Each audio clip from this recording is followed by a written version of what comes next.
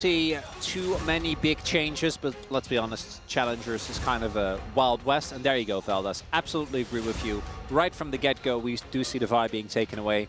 Teams already have been doing this against like really good vibe players, Peanut, Lucid come to mind, but I think that BNK after last week deserved the respect, and it's the adaptation I was expecting to come in. Obviously, if you're like, what is that champion? That's Aurora, new champion, not available. What's that? Understandably. Yeah.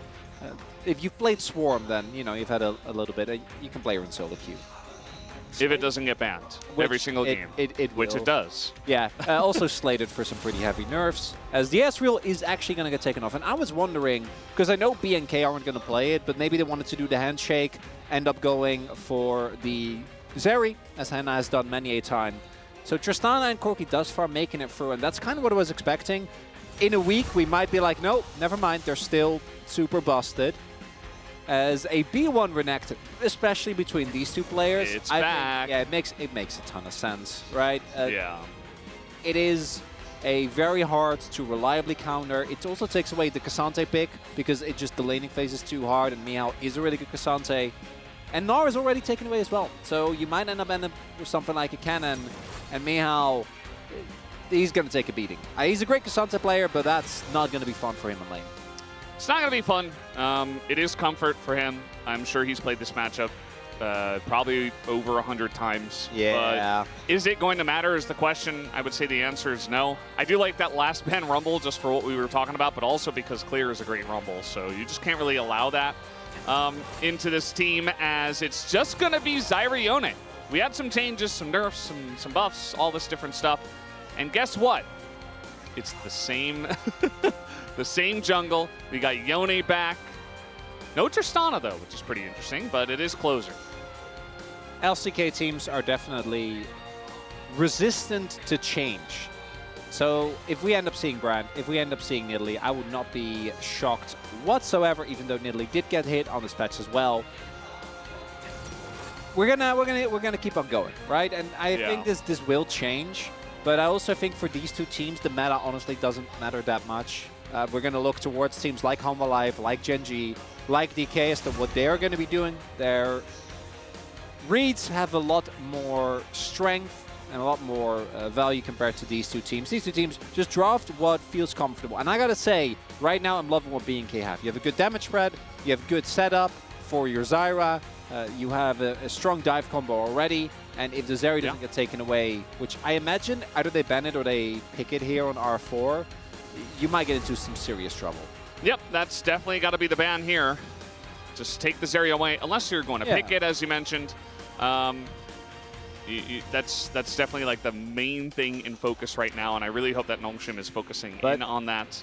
That feels kind of bad, right? Like trying to play Zeri, Corki, Nidalee, that doesn't... Yeah, I don't think that feels great.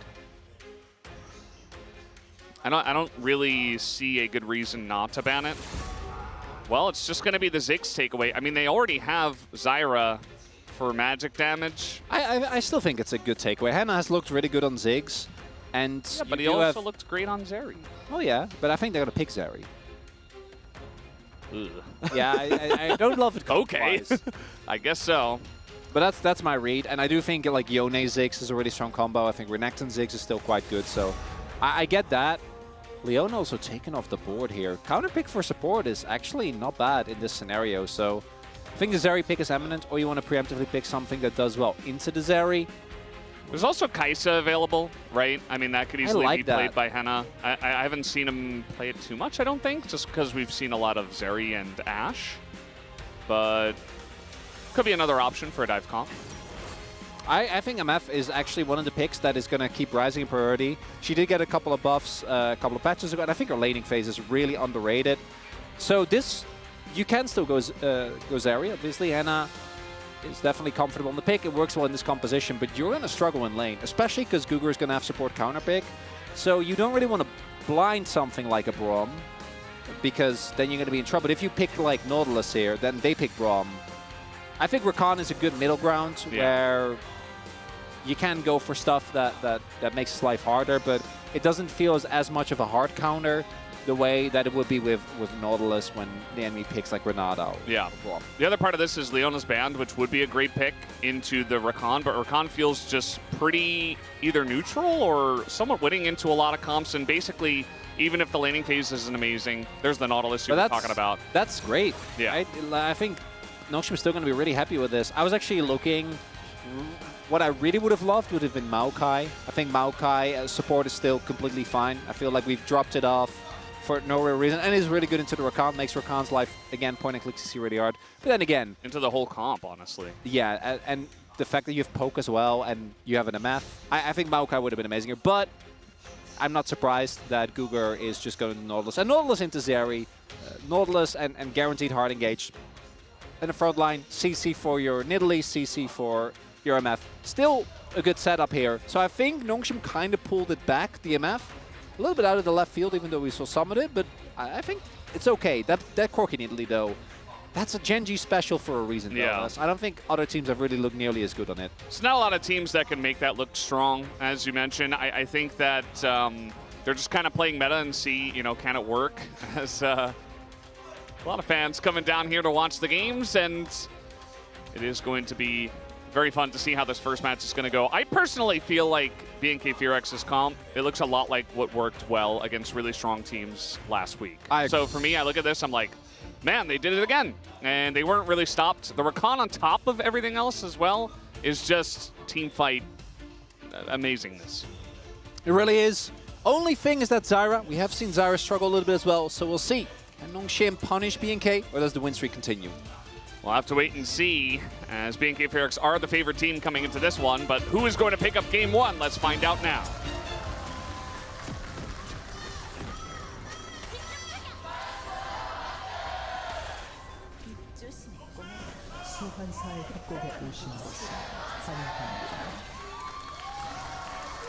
All right, off we go. Game number one between BNK Ferex and Nongshim. As Raptor did take a bunch of damage already, but that's just fine. He'll probably just go back to his jungle, set up some plants, and clear in 3 minutes, and not care. Yeah. He, you know, I think the nerfs to Zyra will have a little bit of an impact, but at the same time, we know how this goes. Generally, champions take like at least 2 cycles of nerfs to really go, unless there's a really strong meta response, which right now we haven't really found. I think the Zyra also started off as what felt like a bait pick, where it was specifically just Canyon that looked good, and then I think teams have slowly started to get a little bit better. I like a level 1 delayed invade, though, because it's one of the guaranteed ways where you can slow it down, and the level 1 is so much stronger for Nongshim. So there isn't really a whole lot that BNK can do. I think you just have to accept this, so good use of the level 1 here. Oh, man. Duro almost dashed into the hook. Which would have been really a big disaster. Zhu does take a big chunk of damage, and it does look like BNK Ferex want to fight over this, but as the Zyra, without any plants set up, I'm not sure if you really can, but it does look like Nongshim are going to back away. Oh, and just let it happen. I don't think they should have. Yeah, I think they could have forced the issue. Yeah, that is, especially because you have mid lane prio as well. That's really costly. So that started off as a good play, but I think Nongshim kind of got cold feet. I don't think they had to, but that means Raptor is just going to be completely fine, and Sylvie is just now going to finish his buff. I think he used the smite as well. So that's very rough. That's whew. Yeah. No, that's not where you want to be, Valdez. We do get a good hook here. Yeah, good hook, but barrier already used, and Zhu's going to get knocked up already. And, you know, he took a big chunk early on. He is able to trade back very nicely on Aduro, even gets the double up on both of them. So not the end of the world, and he does have a biscuit. Took biscuits, so actually very nice this time around. His closer looking for the knock-up, has the shield. There it is. Does do a bit of damage, but Fisher doesn't really care because all those minions were hitting closer. And, yeah, just a nice trade at the end of the day. Health bar's getting low. It's very aggressive trading continuously happening here. We see Sylvie now making his way over, and I do think that, again, the specific nerfs that were done to Zyra were plans, which main goal was to slow down the clear speed, because we saw how insanely fast she was. I think the early invade definitely not what you wanted to have happen. As closer, he's looking, doesn't actually find the Gorky back. That would have been quite nice, but not going to be the case. And now we actually have both junglers being on relatively even pace, but delayed, because the early invade actually ended up kind of hamstringing both of them. More so Sylvie, though, than it did for Raptor. Yeah. See, it's going to be an aggressive trade once again here from Clear. This is what we were saying earlier during the draft. Mihail chose to take this. The Gnar was banned, and so he was like, well, you know, actually nowadays even the Gnar can struggle at times into the Renekton. Really just depends on how the lane gets played out. But yeah, he accepted the situation, and we'll see how this develops for him. It will be rough. That's the reality. This doesn't get better once Clear gets his first item, right? We've seen mostly very early eclipses. Mile is just doing this for the team, and that's going to be a pressure lane that BNK is going to be able to play through. Should also lead to a good amount of grubs going their way, and that's kind of where we're looking. I do think Nongshim needs to heavily index into getting early dragons, because you have such a strong bot lane, especially once you hit level 6. Like the power of Jiu, if you can set up a good fight for him, absolutely exceptional. Problem is that there is a good amount of CC to stop these bullet times, so I have to see how he's able to position himself. Because the MF, I think, is going to be, to me, the key piece, together with the Nautilus and the Nidalee, to ensuring that you get the objectives that you need. Because, again, I think topside is going to be kind of a rough one. Post 6, Closer is going to be a much bigger threat than he is now. The two supports are looking at each other menacingly. Cougar very aggressive, even down a level, doesn't care. And you see the call picked up by both of our AD carries, so we're just kind of hanging out in the bottom lane. We see if Cougar misses a dredge line, it's very awkward for the Nautilus, just kind of backs away. But there's also not kill pressure, really, at this point for the Zeri and the Rakan. No. Unless Cougar makes a big mistake. And yeah, once that ult comes in. You see here as well, the idea is that this is laning dominant, and I do think, especially post 6, there's a lot more threat. They'll be able to have lane prio. But you're playing into heal, barrier, guardian. So realistically, especially with how the early trades weren't necessarily Nongshim favored, this is quite hard to play out, as these hooks keep getting very close, but BNK not going to be too bothered by them. Well, trying to get in onto Jiwoo. The root comes down on a Duro, but it's still a good trade here for the BNK Pyrex bottom lane. Sylvie is on vision at the same time, and so Raptor's just going to take all of these grubs. I did see Fisher go for a back and pick up a cull, but it looks like he missed a couple of CS. He's still ahead, but was able to get back. Maybe it was a cannon wave, and he was able to time it well. Either way, he's still enjoying a pretty nice laning phase himself. A good trade. I think either team making the right call here. BNK wants to play towards the top side. Getting grubs when you have Yone and Renekton is definitely a solid investment. And on the flip side, Nongshim playing towards their stronger bot lane. And it will be Hextech next. Mihao, oh, he is low on mana. Oh, does have two cookies. He can't really clear the wave, and now he's just going to get rooted by the Zyra, not able to avoid any of that. And so it's first blood handed over to the Renekton, and this is going to inflate into a gigantic problem for Nongshim. The cookies were not enough. I'm very sorry to report, as Duro is going to get hit by the spear, but completely fine. Yeah, I mean, there's always a lot of talk about Renekton Nidalee, but Renekton Zyra can also make plays, obviously a little bit less mobility on the Zyra, but if she's there and the push is in, it's even without the wave, yeah. It's really not that different. And she can set it up herself sometimes, too. I kind of want to see the gold now in top lane, because I don't think it's going to be great, Valdez. Maybe a little bit of a talking point for our space. Yeah, because Nongshim opted into this, and Nongshim have won their games against the RX for just better team fighting. So them opting into front to back makes sense. I wasn't really expecting Meow to like pull out a cannon or something. But it does mean that you're going to have to, at some point, find a play to get him back in the game. Maybe clear TPs, and you give up a dragon, you give some plates over, you get some gold into that Cassante. Good luck towards that, as we do have these bot lanes both very happy to posture aggressively and then not do a whole lot. I mean, if Jiu's just going to get knocked up, the Seri ultimate for the follow-up. Jiu's in a lot of trouble, probably going to have to flash away from this one, but Guger does get in front of him. As some of the bouncing damage does go in, and they just kind of utilize the walk strategy. Couple of summoners utilized by both sides, but it's still going to be Henna and Duro ahead in the lane now and looking to push. This is a cannon wave, so not a disaster for Nongshim, but Jiu, even with that Vamsap, okay, I was about to say, I think with Cookie and Vamsap, you can actually stay, gets the back cancel as well. As long as you get it back in within like the next minute and a half, 2 minutes, because you do want to make sure that you set up for that dragon that is going to spawn. Setting yourselves up with 2 drakes early on would be good here, but it's not like the BNK composition doesn't scale, right? I talk a lot about Nongshim, and I think that what they're looking towards is team fighting, but if it's a perfect... Wait, you just saw him clearing the wave. Oh, he's going to be rooted, and now Mihail might be dead. He is going to go all out, trying to take out Clear, and he does get the kill. He knew that he could stay and get the 1v2, and that he does, just barely. That's not bad. He has TP advantage. Might be making his way back to the wave relatively soon, so I think you take that. A lot of time and attention being paid toward this top side of the map is... Oh, Fisher, he is low. I think they wanted to contest for grubs in about a minute. They're here a little early. Both supports just roaming around. Guger, I think you just leave. Don't have to stick around. Double Ko also approaching halfway point for Fisher as we take another look. What I really liked is that he was able to avoid the damage by using the all-out. So both getting yourself out of range of the Zyra while simultaneously getting the damage that you need to take down Clear. And he's still behind. Black Cleaver not done for Clear, which I actually think is a really good item into the front line that you're playing into.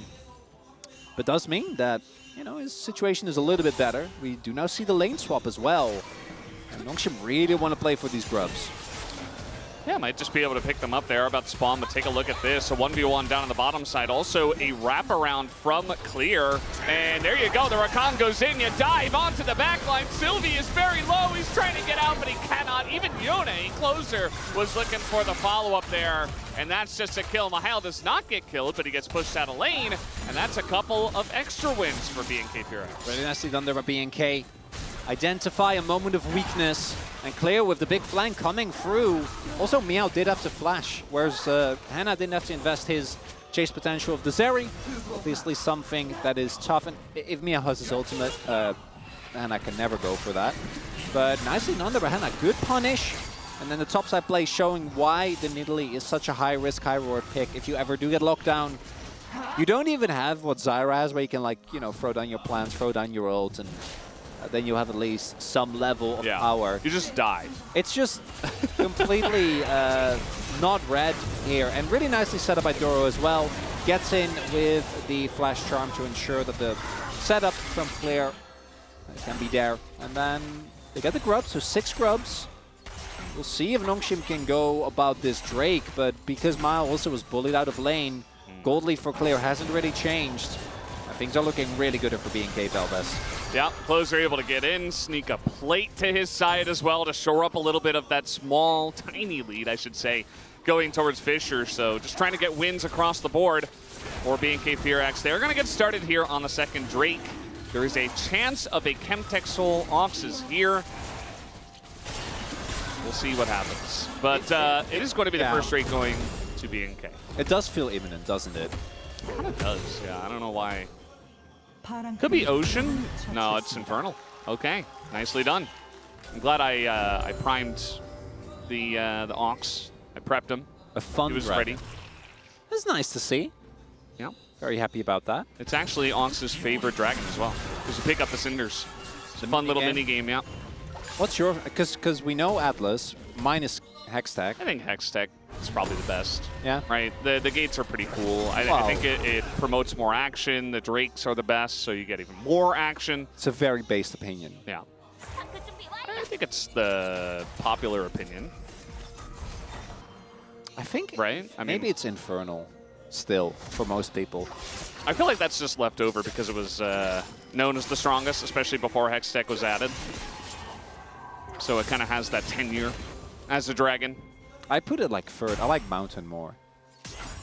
I just like the feeling of everyone turning into a beefcake. I just think it's funny.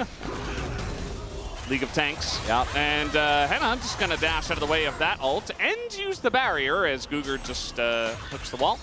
Here comes Sylvie, though, and that should push the Zeri out of the lane. Good job by Henna to try to get out of this one, but he does try to back in the bush. Force back. So pressure in the top side from the Renekton continues, but a nice little play as a team from Nongshim to pressure the bot turret. Still a successful play, even though they don't get the... I think ideally you at least get the flash. Oh, boy. Yeah, he might just kill him here. The all-out does come down, though, and he is under turret, so Clear is going to have to back away. But guess what? Oh, boy. The whole team, it feels like, is up here. And even the Rakan quickness is going to be utilized just to make 100% sure. And it's just not a fun game for Mihail, who, again, chose this life. They knew. Yeah, this was... You kind of knew this was coming. And BNK especially, I think, plays so well when they can be the aggressor. It's what got them the wins. And even though this isn't a full-on dive, because you know, Zyra exists, it really plays the same way. Find target, isolate them, blow them up in seconds, and then play from there. As, yeah, unsurprisingly, Clear on this Renekton has been really making the best of that B1.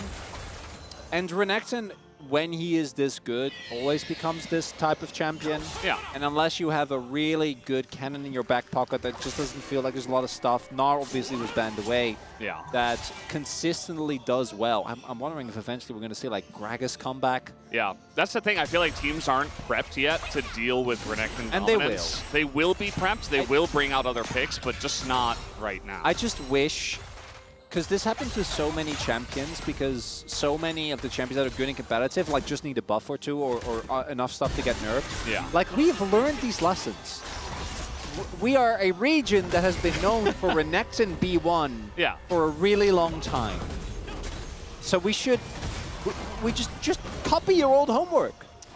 Yeah, I mean, things change, so it's kind of hard, but I do agree. There are answers. Either way, we do have some action here, as Teleport's going to come in, but Guger is getting bullied. The MF ult is okay. It's actually going to zone them off of Guger and let him survive, but this Renekton is just gigantic, and they have to run away from it, as another flash going to be utilized here by the side of Nongshim, as a root comes down and ult as well, and Jiu does not have flash. In a bit of trouble, but the damage doesn't come in! Oh! Henna is going to die, actually, takes the last turret shot, and Jiu just baits him in. Oh, that's that BT value. Henna getting baited in. That's really costly. I think here for Nongshim, or for BNK, where it puts Nongshim back in the game. A lot invested though, and in a minute we have the Drake fight. So I think it's still very much a trade up for BNK, because a lot of sums are gone. And Guger, I think he has the right idea, which is I found Zyra in the river. The problem is that there is also Yone and Rakan. The fact that Guger lives is very funny to me, so good zoning there from Jiu. And then they do a good job of dealing with Clear. And I love this angle here from Raptor. Actually really nicely done. And then that's the barrier. Even just look at the extra sustain, the spear, right? As well. The spear, the heal ends up being enough. Teamwork makes the dream work there for Nongshim. But again, I do think no sums on Jiu. Niall doesn't have flash. No flash on Guger. That's a lot invested. Maybe that's enough. BNK really want to get this dragon, and they have Herald in mid as well. Yeah, I mean, Herald, no sums on Nongshim. It's almost a given that BNK Fearex get this dragon, unless something goes horribly wrong, as Guger, well, that's... I suppose something did go wrong. Yeah. It wasn't horribly wrong, but Guger kind of looking silly, but that's fine. It's very hard to hook the guy who does pop out of the Heralds, as it does happen very fast. And Nongshim realize their situation. They say, well, we can't really fight over this Drake, so let's just give it up. Let's try to pressure top. See how that goes for them. I actually quite like that.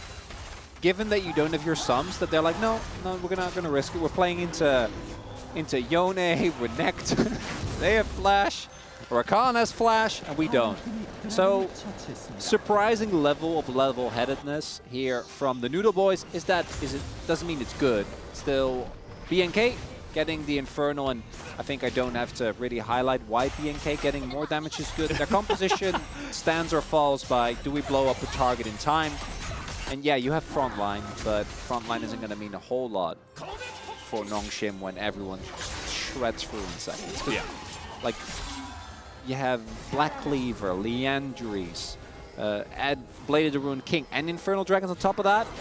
No, actually, Raptor is going to get hooked here, and a full MF ult hits him in the face. Unfortunately, the rest of the team is kind of zoned away. Raptor going to get hit again, and he is going to go down somehow, barely dying to that. Guger does get traded back, but kind of funny that Sylvie was able to extend that and actually pick up the kill. Yeah, that spear should have never hit Raptor, guys. We had enough people there to ensure that doesn't happen. Yes. The burn ends up coming through, not going to mean an objective, but still a nice little win for Nongshim. And it's these type of little victories that keep this game feeling like it is within touching distance. And giving a kill over, Raptor trading his life, but he had a big shutdown. And you know, Guger's life is a Nautilus. Who cares? It doesn't matter. What do you mean? We all know about the Nautilus matter. have fun. It's No, we never learned his full lore, so how can we know if he matters? I guess that's true. We need to know the lore. We don't. And then we can RP it on stream. And that's not our, our story to tell, Veldes. Sure. Is he going to be part of Arcane too? Nautilus? I don't think so. No, maybe. Will we ever learn about Nautilus? Maybe if we get a Bilgewater episode and they do some sailing, and then all of a sudden, yeah, shows up. Well, that's a Corki. Is going to flash away and Closer. Oh man, that was close. Really pushing the limits of the Yone. And at the end of the day, it's Yone with Bork and Fisher at the flash. So that's actually a win for Closer. Yeah, really nicely done. If he ends up dying there, obviously it's a bit of a disaster, but get the flash out of the Corki. Going to be a big win here for BNK, and Closer really wants to play aggressive as we have double TPs coming in here. I don't... So obviously the Nongshim TP is the one that set this one off. Definitely not necessary as... Mihail trying to bait him in here. It might actually work as there is an MF nearby, but actually he just gets popped like a balloon. And now the MF is like, oh crap, it's a giant croc. What am I going to do? And it's a 1v1, the flash away. He does get the kill, but it's a double kill for the Renekton. As Clear will win in the end. Oh, that's a 2-item Renekton right there. The Sterix keeping him alive for so long. Miao thinks he's tanky, finds out he's not. And yeah, for sure you try to go for this. This is very early though. This is still a big risk. Sylvie's alive. So I'm not 100% sure as to whether they should actually go through it. I think they, yeah, let's peace out. We're getting into wacky territory, Veldes. We're getting into Renekton 1v2s. Let's take another look at this. Yeah, this level, or this 2-item power spike is absolutely nuts. Look at the damage level here. up. Oh.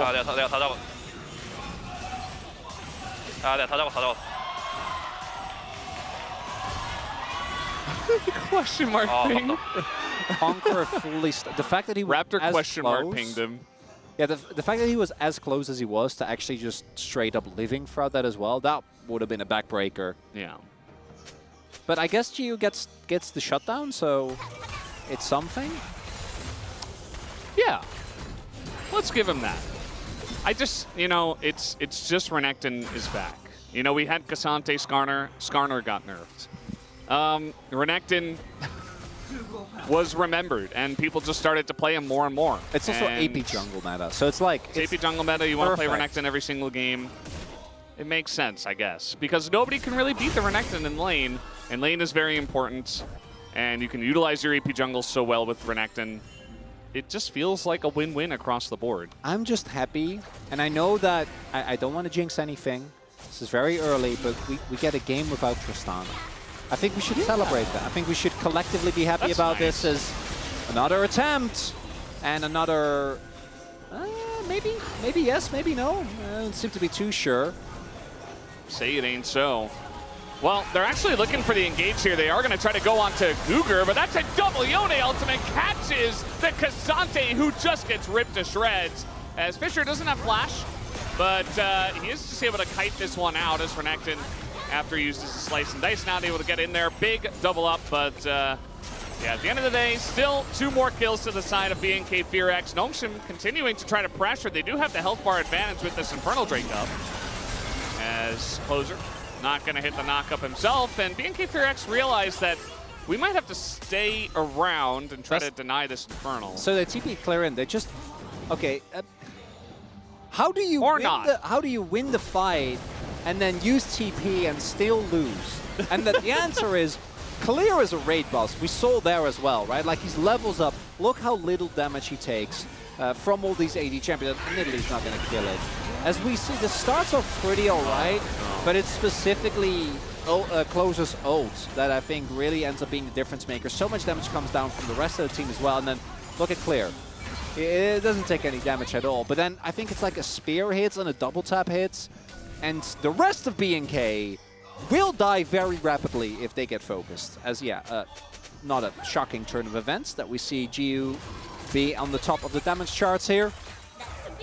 Yeah. It was very unfortunate that Mihail, he actually dashed into the Yone ult. Yeah. He's just not having a fun time in this game. And we talked about it a lot. Don't have to talk about it too much. He is very comfortable on Cassante. That's, you know, part of the reason why he picked it. It's very high on the tier list, but we just knew that this was what was going to happen, and we're just seeing it come to life before our very eyes. Yeah, we know Mihail's a good Cassante. I have a lot of tape of him, but being behind in LCK and being behind in Challengers are two very different things. Because being behind in Challengers, like, you're down 2 kills, but who cares? And you can find a fight and you can come back. But if you're a weak spot in the LCK, like, you will just get dove on repeat.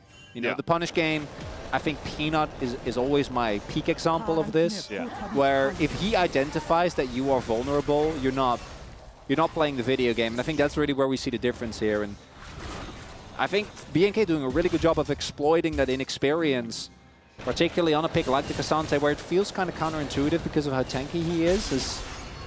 Yeah, he's taking a beating. Like, Nidus side lane is going to feel great. Clear is just running it, and he has randoms. Fisher doesn't really do damage to him at all, and he gets the slow in. Now he's just running through 3 people. He is finally going to be traded back, but the rest of the team has followed up. The giant MF ult comes in, but Closer immediately shuts that down, lines the ball up, picks up a triple kill, and Guger is just food for the rest of them. BNK FearX pick up the ace, they'll get the Baron, and they're looking good for game 1. And Clear does the setup, soaks the cooldowns, gives his life, and then Closer says, oh boy. Because I want you to take another look at this. He is a level 16 Renekton double buffs. The only person that has any AP damage is a Nidalee, right? So, like, look at how much they invest into just killing this Renekton. And then here it looks maybe salvageable as GU goes in. Oh, a really good ultimate there, coming through from Raptor. Yeah. And then the follow-up from Closer. And then there's no cooldowns. There's no nothing. As we take another look here. Actually, he gets the knock-up just in time. So nicely done there by Closer, who I think is having an exceptional Yone game. And I'm still not voting for him. Yeah, no. I think we can collectively agree that Mr. Outback Crocodile's doing a little bit too much for that. Dura had a good game as well. He did, yeah. Dura had some really nice engages. I think even like Raptor had the one oopsie, you know. But yeah. he's been very active, really high kill participation. This is just a really nice game to see from BNK, because I want to remind everyone that Kwangdong Freaks right now are in the classic state of Kwangdong collapse. The mid-season, you know, the classic, we all know it was coming. And right now, they are only 1 series ahead. And yeah, in terms of game score, they have a pretty sizable lead. But Kwangdong this week is playing, and let me double check that, Hanwha Life and DK. Yeah. And BNK is playing Nongshim and Bro. Yep. So I think for BNK, these are must-win matches. And if you win these, your playoffs becomes so much more manageable. And right now, they're looking up to the task. Yeah, they definitely are. And we even saw at the end of that last team fight that Henna just feels so comfortable in this kind of thing, because he comes in right at the end and he's just cleanup duty. And that's where Zeri is really at her strongest, which is another thing in the draft that we were kind of surprised about, that Zeri was just totally ignored and just given over to Henna. And he was just allowed to play it once again. They had an answer, they thought, with the Nautilus, but he can only ult so many things, right? Like, even if the Zeri gets focused down, the rest of the team is going to dive your backline, and then you lose your carries. So it's rough. It's rough to deal with. I really like how BNK FearX have figured out what works best for them in the draft, and they just keep hammering it home until teams figure it out, which for some reason in the LCK is really difficult for teams to figure out how to draft against their opponents specifically. And yeah, this game, we're not talking too much about it because BNK has a 10,000 gold lead, and they're about to get their second Infernal Drake, which will be Infernal Soul Point. Oh god, Clear just got a Spirit Visage. Yeah. Oh, Velves, he was already unkillable. Yeah. And now it's even worse. Because, I mean, it's just a perfect bruiser build, and he can build tanky because he already has enough damage because he's so far ahead, so that he is actually unkillable. And, you know, he provides a front line for the team as well. Sometimes Renekton's that go a bit more damage can sometimes fall apart if there's enough damage on the enemy team, but not in this case. Not in this game. All they need to avoid is an unnecessary Baron flip. Right now, I don't think that's what it's looking like when BNK played this game. Some side lane mishaps. Some side lane, you know, great scenarios with Clear, obviously doing a lot of heavy lifting in that regard. But even if like Dur ends up getting picked here, right? It doesn't. There's no objectives up right now. It's not going to be the end of the world. They're looking desperately for something. But who do you actually kill here, like realistically? Because there is Warmox Rakan, who is really hard to lock down. Zeri, self-explanatory. Zeri's probably your best bet. Like Yone's really tough. Zyra can just throw down a bunch of cooldowns. Yeah, you can kill her, but then you die. And Clear, yeah. And it's really funny because I feel like Clear was on the receiving end of so many of these type of games when he came into the LCK. So it's very poetic to see the same thing happen to Miao. And yeah, that picking the K'Sante, you knew that this could happen. You knew it probably should happen, and now we have confirmation that it did, in fact, happen. Yeah, Clear's just getting more and more confident as he gets more time in the LCK, as you pointed out very nicely. And what happens when you first join any league is that you kind of get bullied, especially because you don't know how to deal with it well, just because you haven't faced it very often. So I'm sure this will be a nice learning experience as well for Mihail to say, hey, this is going to happen more. This keeps happening. How do I deal with this? You know, how do I figure it out? And yeah, no, they're not killing him. It's not going to happen. Like, Fisher is putting all of the damage into him as possible, and it just doesn't matter. Arm guard purchased by Sylvie just to go down. Duro did go very deep, though, as he might be... no, it's just going to get rooted up. Will Mihail, who was desperate to try to kill just the Rakan, who has Warmogs. And now, Clear is going in. Zeri is getting focused. Yes, he'll go down, but Closer is in the back line. And Jiu desperate to try to run away from this one. Not the cleanest fight, but BNK Fearex just kind of bang their head into the wall and get the job done. In a classic BNK fashion, Hannah just gets popped. Nobody cares.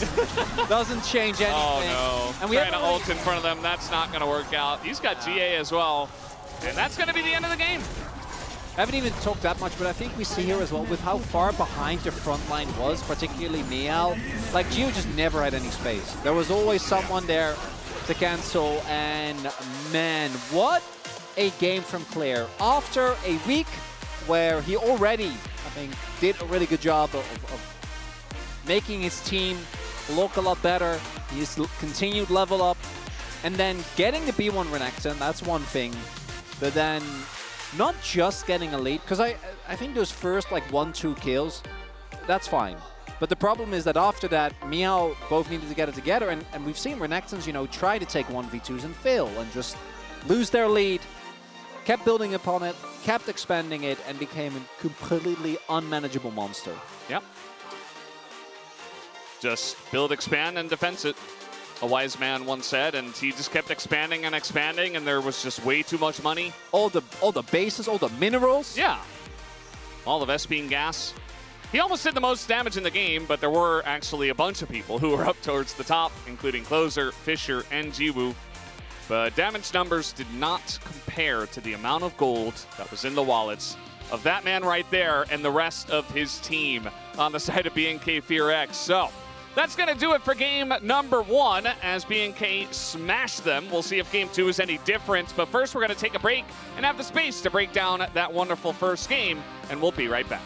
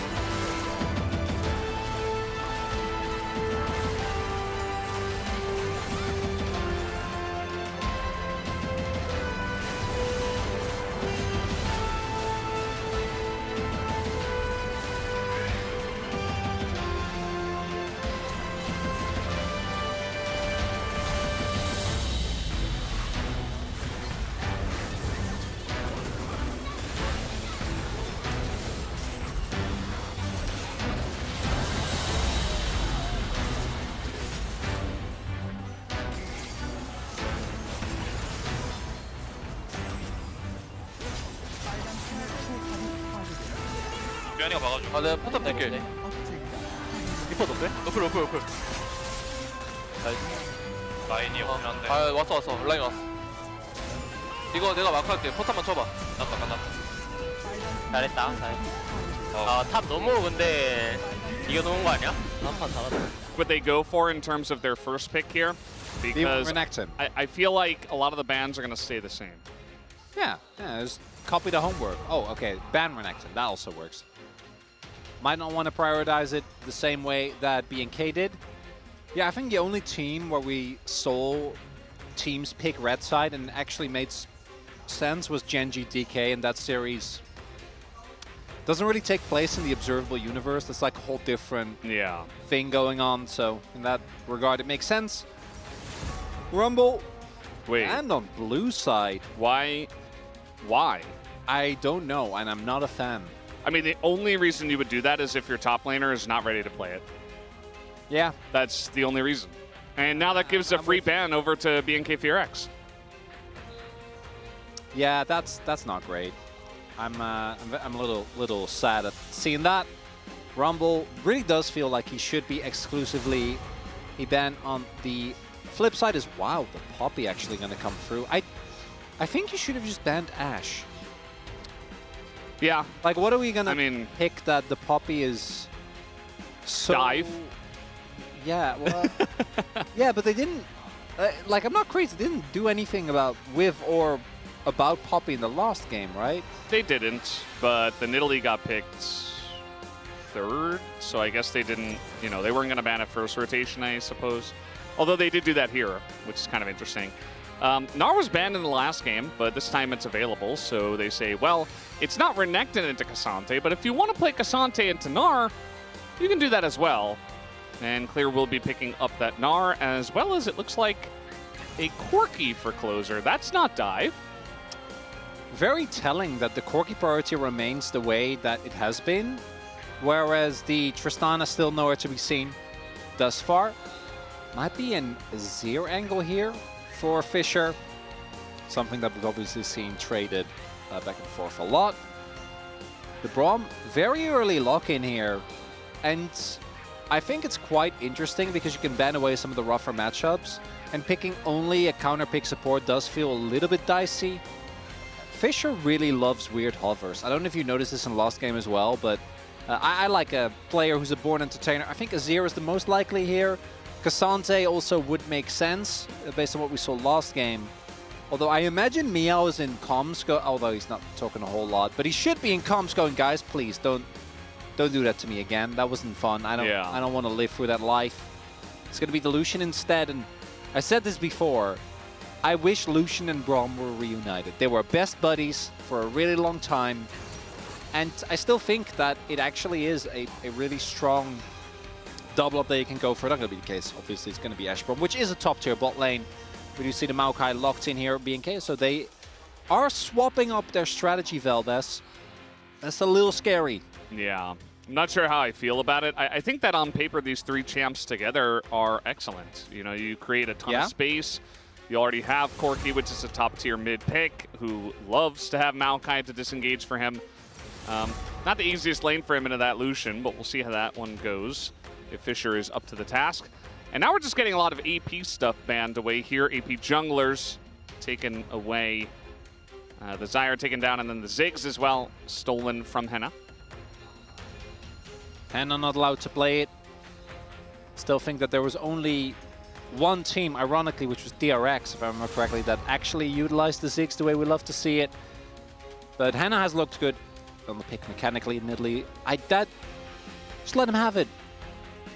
Nidalee, especially after the last game, I think didn't really look like it did a whole lot. I do think with the Braum, you're going to feel a little bit better about it, but...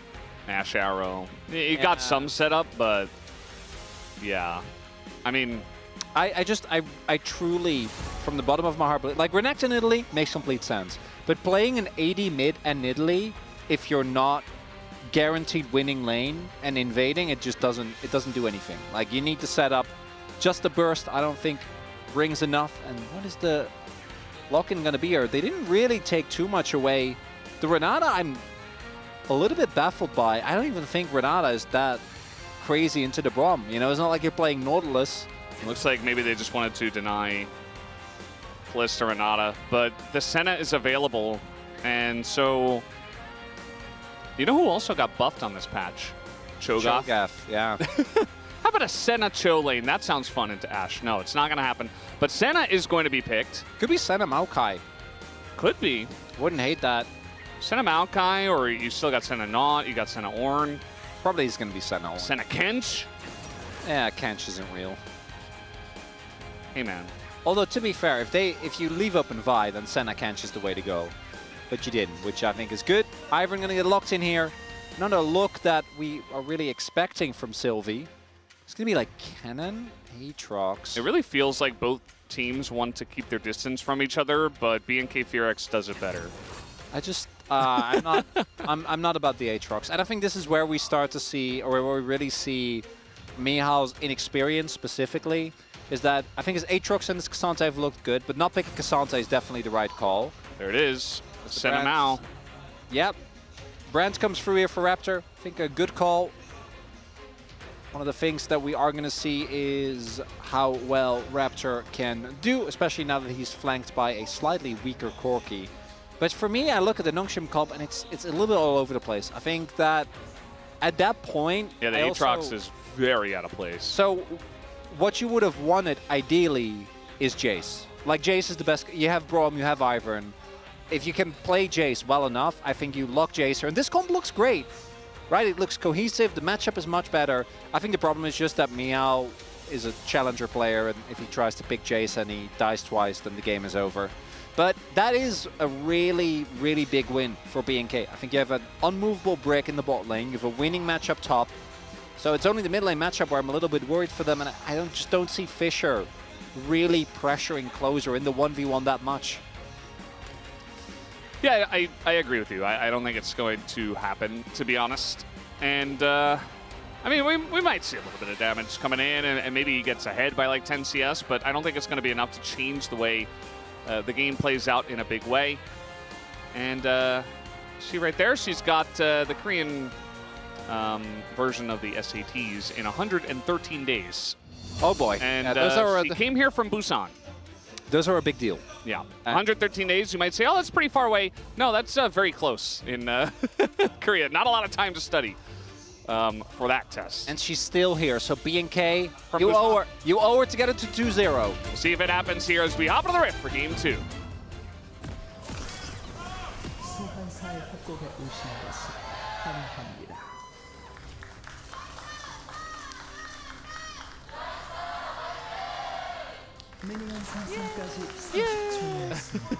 I miss doing the chants, man. It was fun. It was a great moment. The circumstances were dire, but that was fun.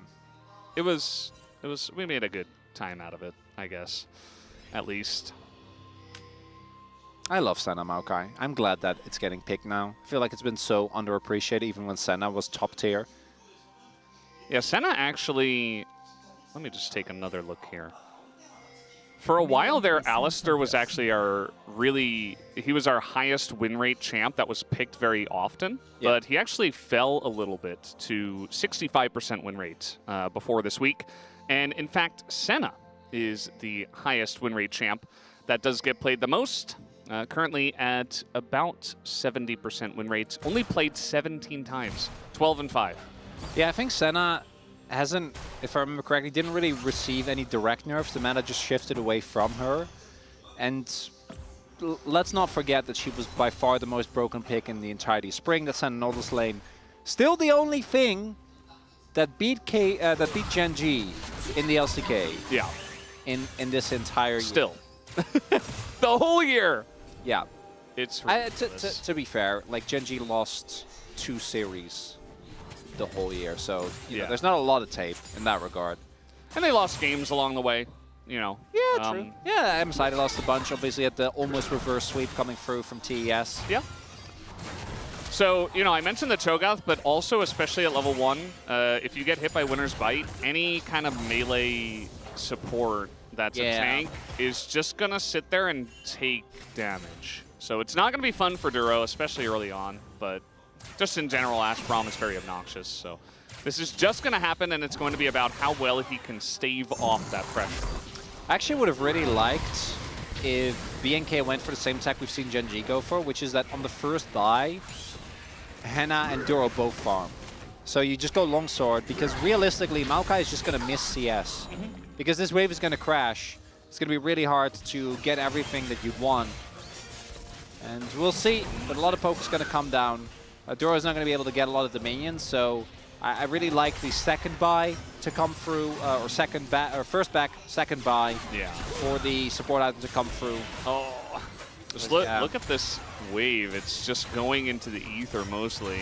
Yeah, which should happen. Like, credit to Gio and Guger, but could have been a little bit more optimized. The reality is that the first couple levels are going to be rough. Eventually, once you get your boots, you know, Duro is going to have his passive, you're going to have the healing, and it'll be completely fine. But this 2v2 should definitely be rough. Junglers going to find each other in the river.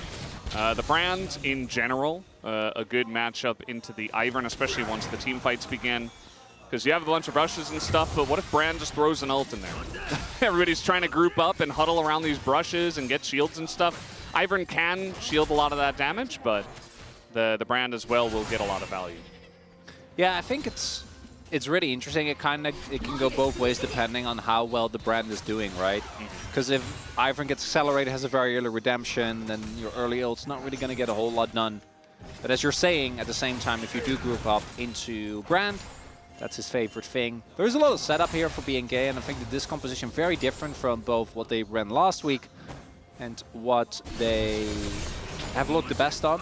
But this is still a really strong front-to-back composition. The only thing that I think is a little bit dicey is that your engage is a little bit so-so. So we do have Guger getting spotted. Raptor was able to sneak away the Raptor. Or the Crab, rather. Oh. All right, coming in for the steal, but he is going to be hit. And now the smite will go the way of Raptor, but he's got it in the brush, so he doesn't even bother using it. And that's just fine. Sylvie can't smite it, so he has to back. Good interrupt there from Raptor. Otherwise, it might have been an opportunity to steal it away. It was mid lane prior for Fisher, so Sylvie was feeling very safe as Mihal, I think, has looked really good in the Aatrox. Really, his mastery of the Aatrox isn't really the thing that is the issue here. It's that the laning phase can be quite rough.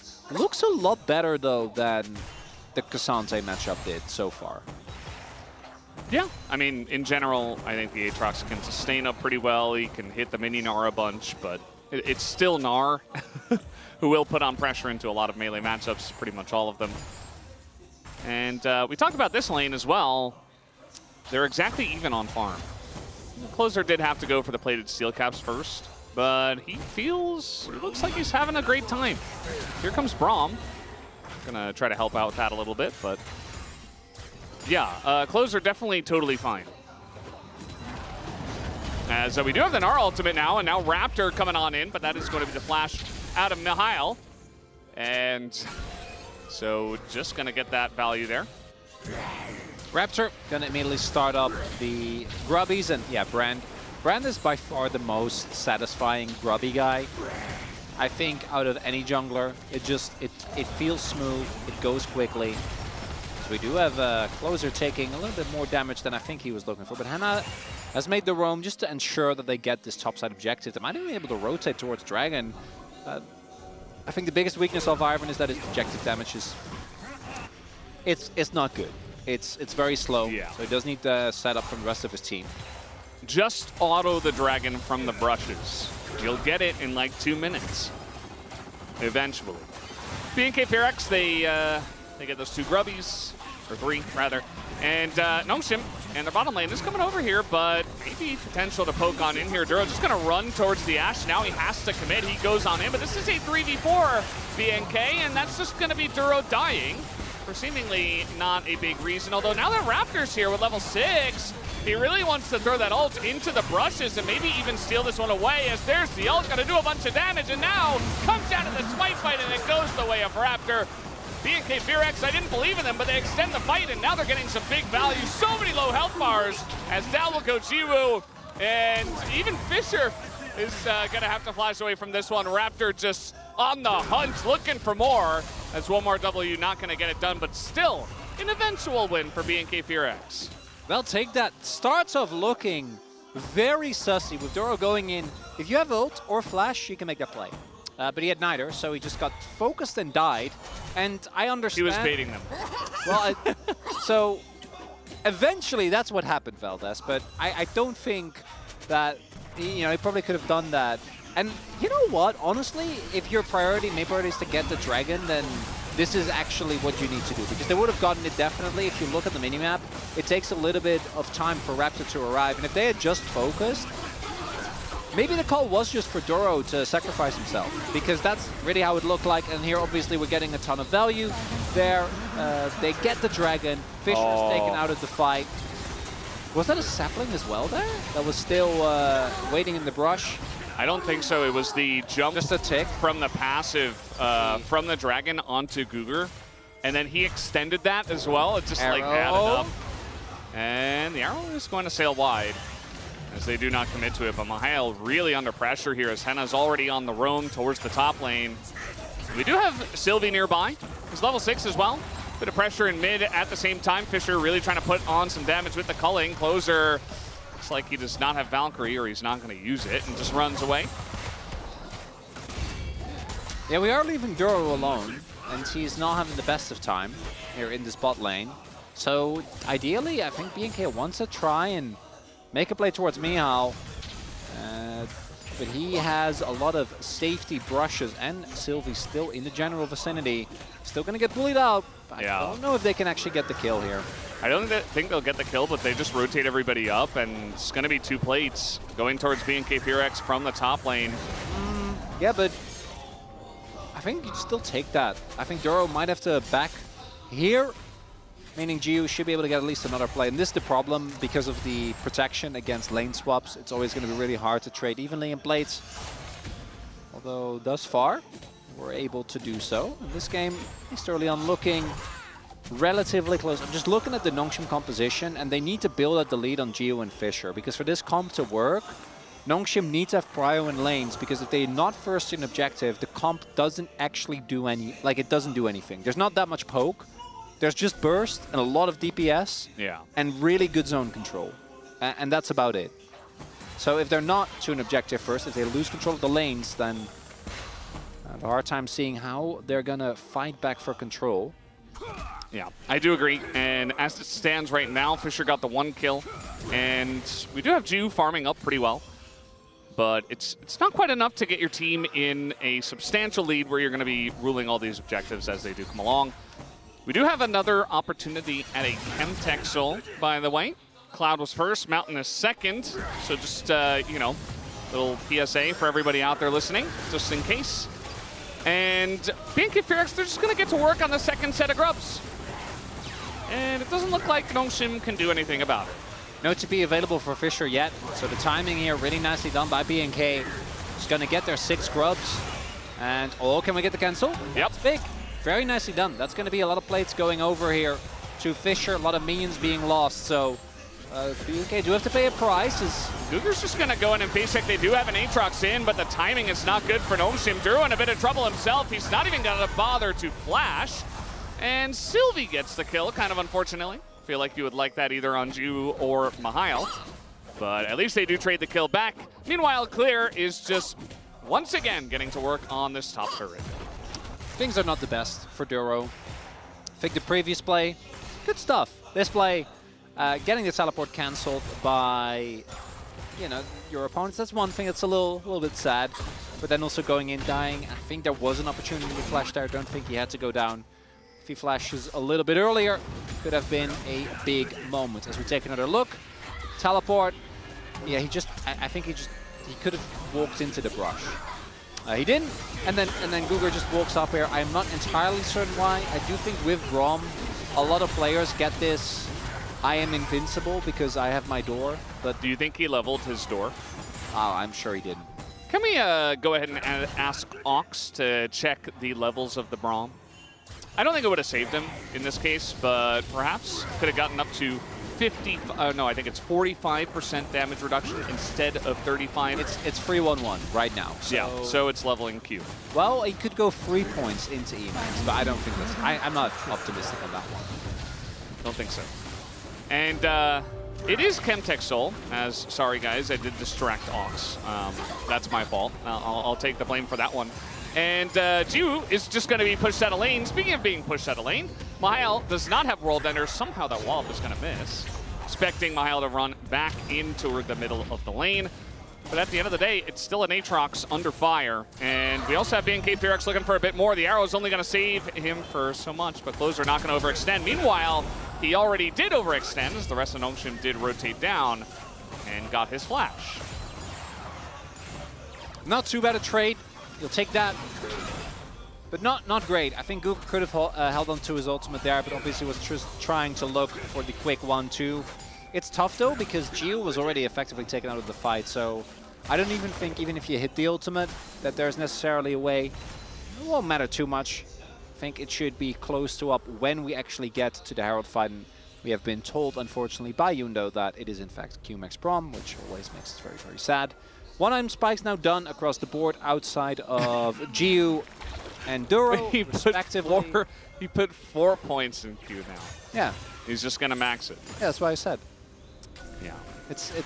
We knew it was happening. I mean, I guess if it's 3, you can pivot out. Yeah. I specifically just wanted to know if he hit 3 for that moment, but it wasn't meant to be. That's just the way it goes with our professional Broms. Well, without that, they wouldn't have had the damage to kill Duro, right? Right? Yeah. Veldas? Yeah. Yeah, definitely. BNK Ferox, it feels like they're very much in control of this game, but it's only a 1,000 gold lead. It's not the end of the world. It's 2 Drakes in their favor, but it's Chemtech Soul. Now, you really want to deny Chemtech Drakes away from Nongshim, as you don't want that Ivern to get more and more value, the Braum, stuff like that, to get even more value. The Aatrox as well. I think BNK Ferox, even if it's not amazing for them, which it's, I mean, there's some, you know, you got a Senna and stuff, but you really need to deny it from the side of Nongshim. So we might still see these Drakes have a lot of priority just because BNK want to deny it, as they're getting to work on the Rift Herald while Nongshim tried to bully out Clear. Nongshim are faking a bit of a contest here. Doesn't look like BNK is going to take the bait. Nice read there by Clear, knowing that we haven't seen Ivern. Don't think that he's actually contesting. Means the goal is basically even now. Dragon's going to be the big thing, though. I do agree with you, Veldas. I'm pretty sure this is Yuno that's, sorry to cut you off, Chronicler. That's, I feel like he's antagonizing us because he put what you get from leveling up your Q, which is plus 50 damage and minus 0.4 seconds cooldown. So that's what he's gotten by going for 4 points in Q. Fellas, we are not having the argument as to whether or not it's better or worse. No, I just, you know, he just put in the stats, so I thought it deserved mentioning. Because he's really hammering the point home that it really doesn't do much when you level that Q. Well, no, I know. But Winner is going to bite a little bit harder. But we've already learned that. Like, this is like just with the Renekton thing.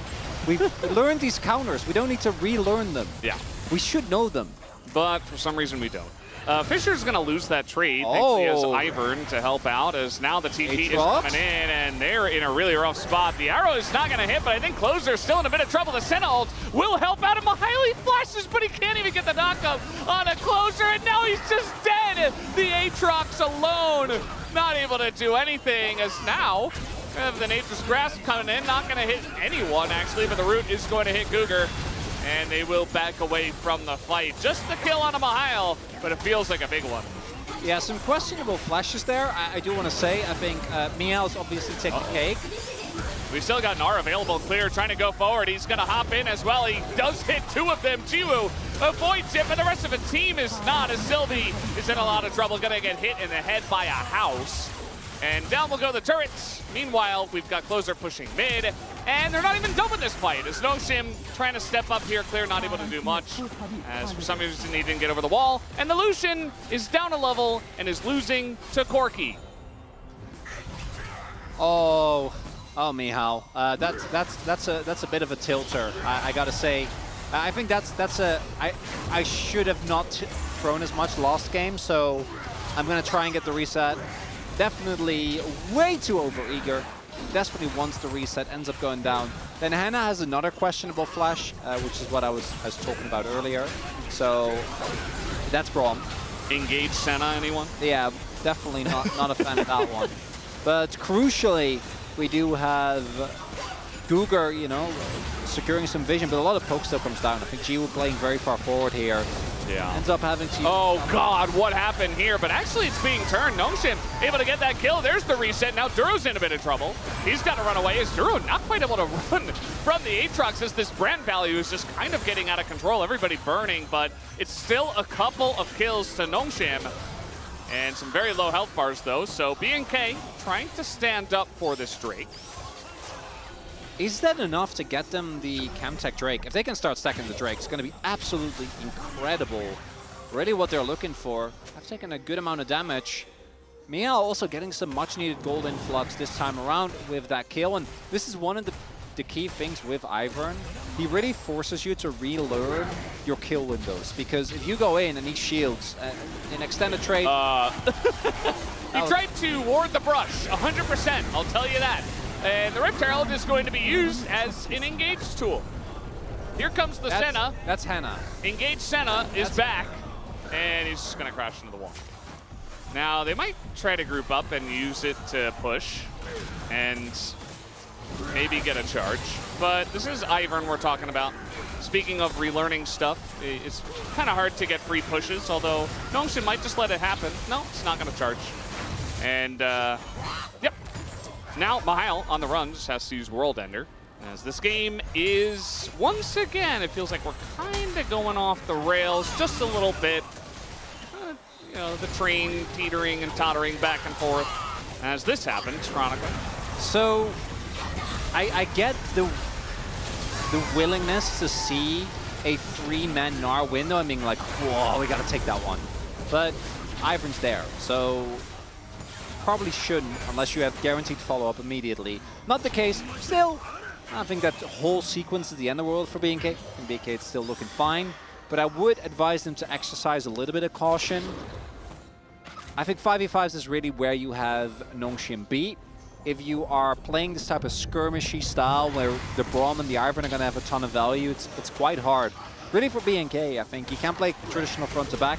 You can also try and get a flank angle for clear. One of the big weaknesses that Nongshim do have is that once you get on top of them, they are quite vulnerable. Problem is, will you be able to do that against Ivern? I'm not so sure. Sylvina also has the Moonstone done, and if they actually get 4 Chemtech Drakes, like that's actually super high value. Yeah. Between Moonstone, between Braum, between Aatrox's healing and the shield he gets, you know, from the Eclipse, the Redemption, there's so much stuff. Yeah. No, I think it's actually pretty huge, and we'll see if eventually someone does pick up a Serpent's Fang, because I think in general... They should. You should get it even without the Chemtech Drakes, but if they get a bunch of Chemtech Drakes, that's just going to be gigantic shields that you can really pummel through with that item. And see if anyone does eventually go for that. I think the only one that can is Hannah, and Hannah looks going Edge of Night. And like, you're only going to get... I didn't want to call him out specifically, but I was like, you know, somebody... Yeah. Hannah. Because you're going to get like 2 items at most, generally. Like, if we do get to a free 4-item Senna, that's kind of out there, but I don't trust LCK teams to actually start letting Hannah farm. It's not really a thing we do. So... We know our team so well. Duro's in a lot of trouble, but he is Maokai. We'll see if he can get out of this one. The Senna ult's also going to help him, but look at this redemption value. Cougar, full health, and still a lot of poke did go in from the brand onto that back line. Raptor still holding on to his ult. Really, for me, my headspace, I'm just thinking about the insane amount of value this brand is getting in all of these team fights, as his damage must be so high at this point already. I imagine it will. Duro, I'm getting some lucid Maokai vibes, where he's used to playing stuff with a lot of proactive engage power, and Maokai is not that, right? Yeah. Maokai is responsive engage powers. That's an Ivern alone, and he is in the forest, but he's not enjoying this at all. But TP is coming in, and he kind of does bait them in. It's now Closer in a really rough spot, trying to get the kill, misses the big one onto Cougar, who is incredibly low. And Raptor is still kiting it out and chipping away at those health bars. But Fisher going to take this moment now to go top and Try to get some of this local gold. No. It's just going to go down. Yeah.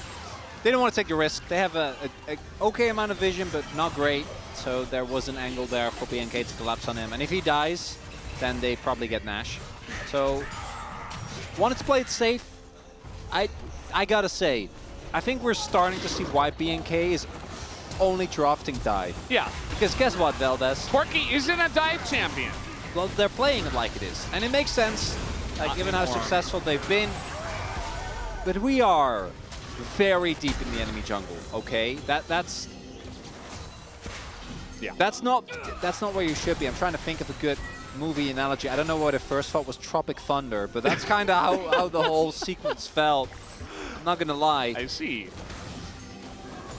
I do love that. Yeah, it's a great movie. So I'm glad you referenced it anyway. To some of our Zoomer fans out there who probably haven't seen it. This is part of why the brand feels nice into this. You just throw your W's and brushes and you hit people. As already the poke is coming down and now the Braum is standing in front, but he's just burning so fast as Raptor is just frontlining alongside Aduro. Is everybody gonna flash away from that Gnar? And now the kiting will come out here. And Mihail just frontlining pretty well. Closer once again, diving the backline, sets up the kill on the Fisher with his dive Corki. As the disengage code is going to be denied, and Mihail can't get away from them. That should be the Drake to BNK. I honestly wish they would go Nash. I think they might still try to do so immediately after there's no TP on Mihail, on Fisher. I think that might be the nail in the coffin there. I gotta say, I actually think this was doable for Nongshim. So a lot of damage goes into Guger, who, yes, he ends up going down, but there is a moment here where I think there was an engage window because they flash. If they play a little bit more aggressive here, I think it's doable. Look at this disjointed nature. Meow's going forward, the rest of the team is backing off, and they had to make the decision one way or another. Either we all commit because the health bars are low, or we back off. Status neither, as we see in picture-in-picture. Nash being taken. Yeah, Nongshim didn't want to challenge that at all, as Jiwoo and Sylvia were pushing bot.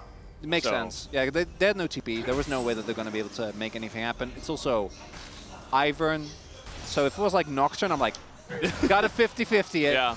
But it's... Remember Orianna Nocturne? That was fun. I miss Nocturne. Good times. Remember Nico? Yeah. Yeah. I remember these fun engaged champs. Maybe BNK will pull some of those out. Remember, if, you know, the Vi gets banned, Ari or something, you know, Yone gets banned, they might be like, Nocturne mid? Yeah, I'd be... I could watch Closer play some Nocturne mid. Oh, I thought Jarvan mid. It's full lethality. I don't know about that one specifically. Oh, wow. That was a Bush of all time.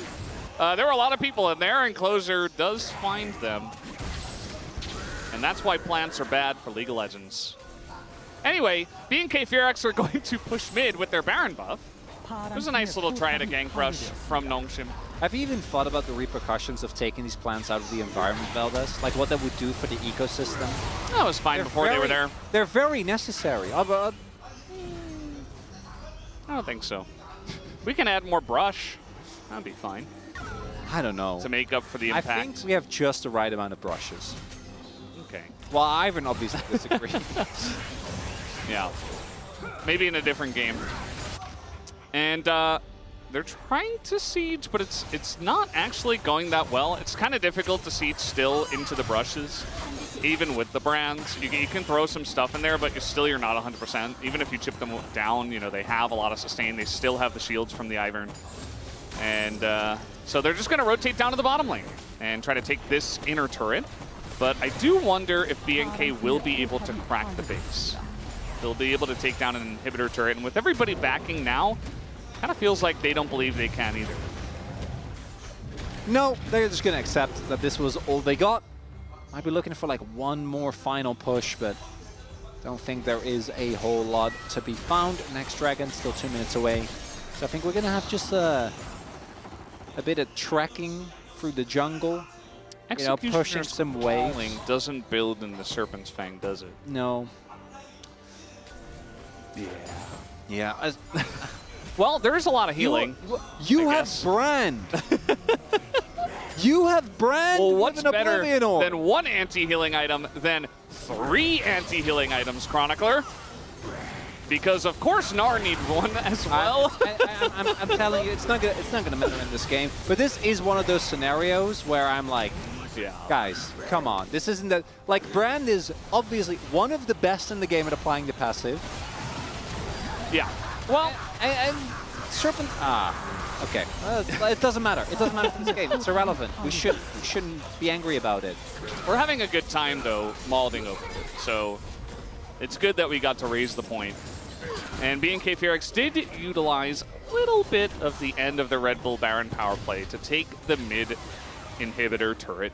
Nice. They're not going to get any inhibitors.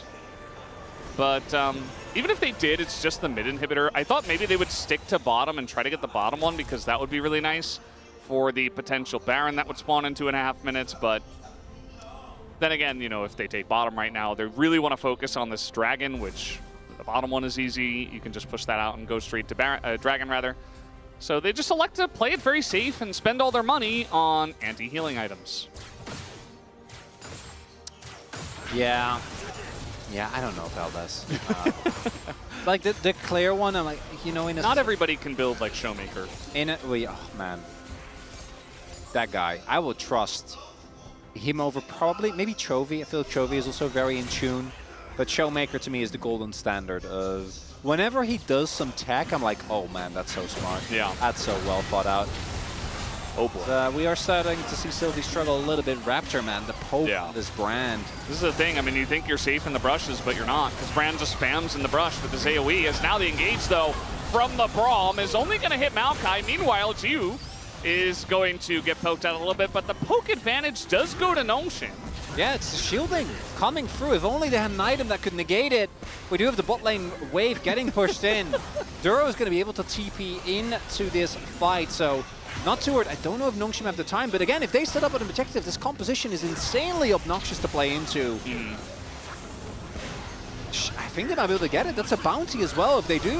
Well, we'll see if they do, as Duro's really going to send it into the banana brush, and you know what? It's going to work out decently, as now Jiwoo is frontlining as Ash. He has to flash away, and now Fisher's frontlining as Lucian. What's going on? As they don't seem to have a frontline. Mahal was never able to get there. Now a bit of damage goes into Gnar, as, again, the train has well and truly fallen off the tracks now. We're not wobbling back and forth anymore, as both teams really trying to play for this one, but Meganar is about to time out after this TP does get finished. As BNK Fearix, they really want to burst down at this Dragon. They're going to go for it now. The Chemtech solo goes their way. Duro on the engage. Fisher is so low, he has to back away, and Guger is just going to be sacrificed, as nobody else was able to save him. And now Daisy will be called out for some reason, just to try to help them get away, which they will.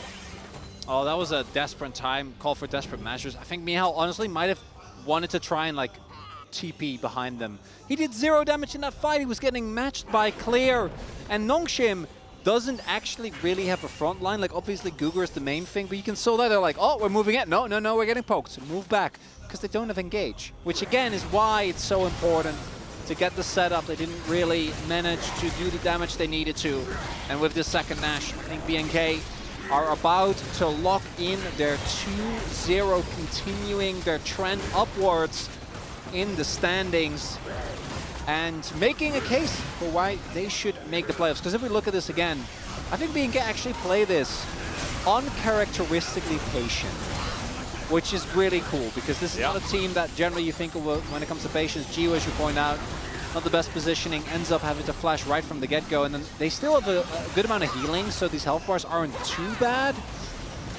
Yeah. But look at Mihal. He just doesn't... They don't want to pull the trigger, because like, what does that mean? Like, the 280 carries walk up? The composition just feels funky to me, Velas. I feel like he doesn't really see it. Yeah. You really do. And, you know... That's a Jace? Yeah, you're poking them down, you're getting value, you culling and you shock blast. People are getting low, they don't have too much sustain. Yeah, absolutely, but wasn't meant to be. And, you know, we meme on the anti-healing items, but at the end of the day, it's Aatrox and Ivern, so...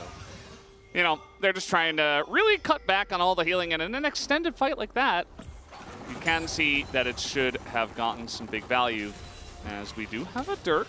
Oh. He's got one Dirk. Hannah, he's going to finish it when like the Nexus falls, and they're going to be like, See, I bought it. Value. Yeah. Yes. By the way, I did want to point out Duro's builds. No Warmogs in sight. Just 3 high-value items. Yeah, of all the picks that still, like, basically rush Warmogs on, this is definitely a good one because you're actually farming. I would have really liked it. I'm going to be the case, and it doesn't look like it'll end up mattering Valdez. He just said it got nerfed, so I'm not building it. Raptor's just nearly going to die, and he does flash to try to get away to Redemption. Tries to snipe him down, but Redemption not quite as strong as Chemtech plants. And so Raptor at half health. Certainly that culling hurt quite a bit. Raptor will survive, and there is healing from the center. So they're able to back away, he's able to sustain up, and the push will still come through for BNK FearX. Slow and steady for BNK. Not taking too much risk. Still have a minute left on this. Could opt to have Duro back and TP back in if they want to keep the wave alive. So we could just throw out a Nature's Grasp as Henna is just going to cleanse that one. Duro still holding onto that Maokai ultimate. And there's no engage. But how do you catch someone? You can't. So you guys getting siege in all lanes. Yeah. Maybe if they had a Renekton that was really far ahead, they just run at them. But that was the last game. And it was their opposing team, not Notion. And I know we're always looking for upsets when we all have the same predictions, but I think this one is going to be at Miel. One last-ditch attempt. He finally finds the flank in this game, but it says the Nexus turrets fall, and they are not going to do anything to help him out. Mihail gets 1 Q onto the back line, and then the Nexus falls. BNK FearX picks up a very smooth sailing 2-0 today. Very clean for BNK. We definitely see the difference in their level of execution when they go from classic dive comp to team fighting. I think we had, you know, some positioning mishaps, some decisions that maybe weren't quite up to par. But all things considered, I think they look like the better team in both games. Very deserved win here for them. And they continue their winning streak. Right now, sitting at 5-6. Game score of -5. And again, Guangdong only 7 games away now, and they are tied when it comes to series score. So BNK feeling good, and they still have a match against Brion. And obviously, it's Bro. Can't ever underestimate them. You never know. In this form, that should be doable for this team. Absolutely should. I think that they should be favored going into that matchup, memes aside. Unless Bro upset Gen.G today. And then we'll have a different story for you later. And a lot of the focus would be on that upset if that actually did happen. But unlikely. We'll have to wait and see what does happen. As a Duro fan out there, recognizing the support Maokai play that was brought out today. Worked out very nicely. Feels really nice when you can pick the Senna and then just rotate your Maokai into support and pick up the Brand into the Ivern. And it all worked out very well for the side of BNK. It's also a level of draft, you know, awareness that I'm not necessarily normally associate with BNK. Knowing like Raptor on carries has been looking amazing. Duro, you know, Maokai. I think decision-making wise, definitely a champion that has a good amount of skill expression, but mechanically not the most challenging. So yeah, ends up working out nicely. We do have a couple of these early skirmishes, you know. I think Nongshim had the right idea, but I'm going to go back to it again. I think that Miao didn't have a great day today, but I also feel like he wasn't really set up in a position where I think he could carry, and also, or it might be the flip side, he needs to expand his champion pool so that they can get something that actually works. I think he does need to do that, just in general. And then if he does do that, it makes it easier to put him in a good spot in the draft. It goes both ways, right? It does go both ways. You know, you were talking about BNK. I feel like they need to adopt, you know, the meme bell curve of the IQ, where it's like the bottom of it will just be just draft dive, and the middle is like, oh, we do like all these different things, and we pick these different champs, and we react to what our opponent's doing, and then the bottom, the front of it is just pick dive. Like, they should just do that, honestly. I don't know. Yeah, no, I 100% agree. They look so good when they play dive. Just play dive. Because this is good enough against Nongshim, but a composition like this, I don't trust that they'll be Kwangdong, even with Kwangdong looking right now, right? And T1, KT, these teams would wipe the floor. If they play that, which they didn't because they played Dive. Yeah. And hopefully that's what is in their future as well. I think B&K, their revival, has been one of the cooler parts in terms of individual story. Yeah, they faced Genji the week after this, but also DRX. So there's a pretty realistic world where they end up with like 7 wins with still 2 weeks to go in the LCK. What a story it would be, because this team looked very dire. And I think they reversed DRX, where DRX we were like, oh, and then things kind of took a nosedive. And then they're getting better and better. Yeah. Not a lot of in-depth discussion here. Basically, just saying hit the towers, hit Ashe, and they did that, and they won the game. And Closer ends up doing the most damage in this one, but the brand value absolutely could be felt in this game as well. Yeah, I think Raptor, his early pathing in particular was really good. Allowed him to get a lot of the objectives, was very consistent with his smites. And you know, I'm a big fan of junglers that just get everything on the map all the time. Yeah, AP junglers, just clear out the jungle, be available for your lanes, and make stuff happen. So, B&K Furex, pretty straightforward 2-0 here. No memes either. It was pretty straightforward and not too much to see. Nongshim are going to have to go back to the drawing board, but for us, we're going to go back to the space to break down this series. Thank you very much, guys. This is Deer for the POG interview translation, joined by Clear and Raptor on the side of B&K Furex, who just defeated Nongshim Red Force. Congratulations! Wow, you guys got a 2-0 victory, securing your 3rd consecutive victory. How do you feel? Clear. Just being able to continue our momentum up to today, just really happy, and I want to keep it up and keep our winning streak as well. And Raptor, yeah, with a good momentum, I feel like we always come in with a mindset that we will not let our guard down and keep it up. So I think I'm just really happy that we're able to keep that. And Clear. Yeah, it looks like you didn't wear your Anima Squad headband. Yeah, I was just a little embarrassed, but I'll wear it next time. And Raptor, your performance lately have been incredible. So are you feeling the newly improved teamwork firsthand? Yeah, we do believe that everyone has been playing really well. So I think everyone has a really good form lately. So what has changed? I think even in scrims we've been winning and our confidence is very, very high currently. And Clear, let's talk about game 1. Your B1 pick was Renekton. So do you consider Renekton as a no counter and a tier 1 pick? Yeah, the champ itself is really good.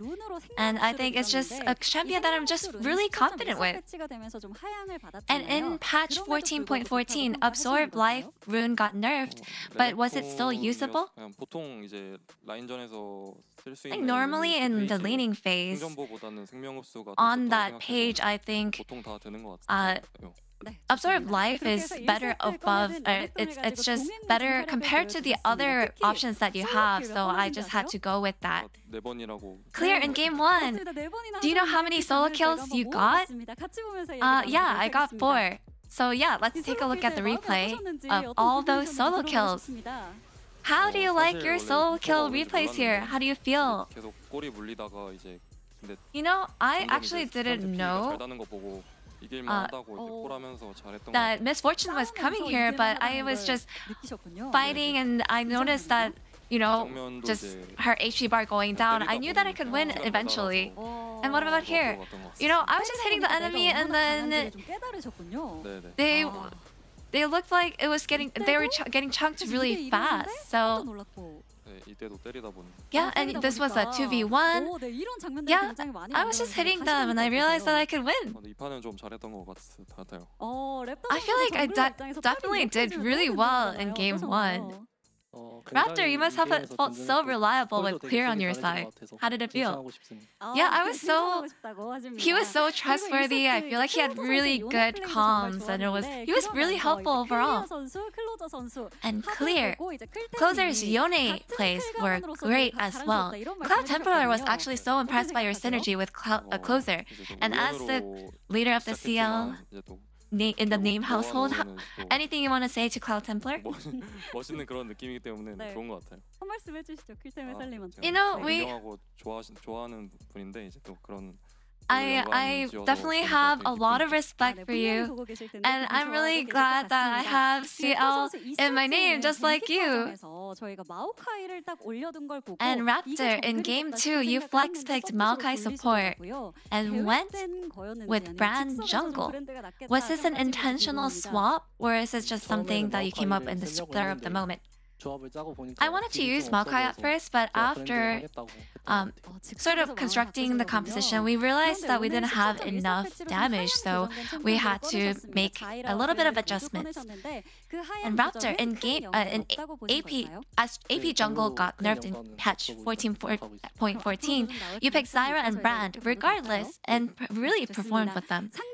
Yeah, so the nerf wasn't actually too impactful. The enemy had the Ivern and 2 AD carry champs, which is a high potential comp. So what was your game plan here? Since our frontline only relies on the Maokai just had to really make sure that he controls and manages his HP, and I think we just had to hit back really hard. And for your 4th consecutive victory, you're against OK Savings Bank Brayon. What is your resolution? Clear. Just like I said earlier, I want to make sure that we maintain a good momentum, and I want to make sure that we do win the next match. And I keep it up and keep our winning streak as long as possible. And Raptor. Yeah, well, we won't get complacent, and I will make sure that we are able to win. And that's the end of the interview from Clear and Raptor, and back to the space. Thank you.